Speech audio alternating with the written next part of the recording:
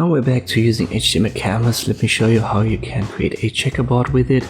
We'll go over this step by step. Yet again, we'll take the canvas. So this is our usual setup. And then here, checkerboard pattern. This is where something new is introduced. I've simply added a square size variable here. You can see if I adjust it, there are more or less of these on our canvas. And they fit perfectly because I've used sizes that fit. But if I use 30, you can see it gets cut off, because you can't divide 400 by 30 evenly without a rest. But any size does, any size works here with our setup. We have two for loops.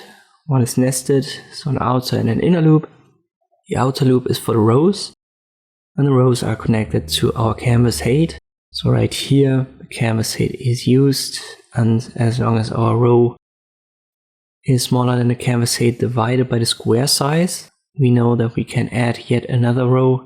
Inner loop is for the columns, and that's connected to the width. And here the same game, as long as the columns is smaller than the canvas.width divided by the square size, we can add one more column.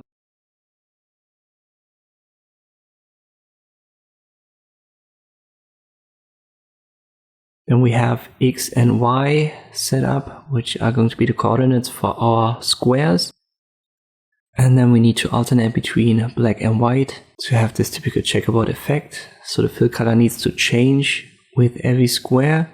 And to achieve that, I've simply used an if else. We'll add row and column and then use a remainder of 2. And that way we'll check if it's even or odd. So in every iteration, row and column gets incremented by 1. And so in each iteration it changes from even to odd and back to even. So we'll check here remainder 2 equals 0 if it's even, and if it is, we'll use the fill star white. These are the even cases.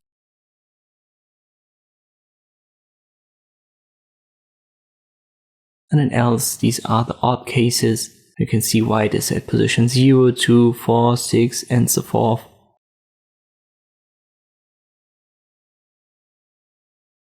And if we, for example, change the if condition to equals 1, we would make the odd cases white and the even cases black.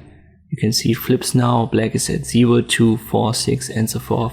And this is the way you could read this code. Finally, we have to draw rectangles, squares, and we'll use x, y for the coordinates and square size for width and height. Try to recode it. I hope this video was helpful. Thank you for watching, and I'll see you next time.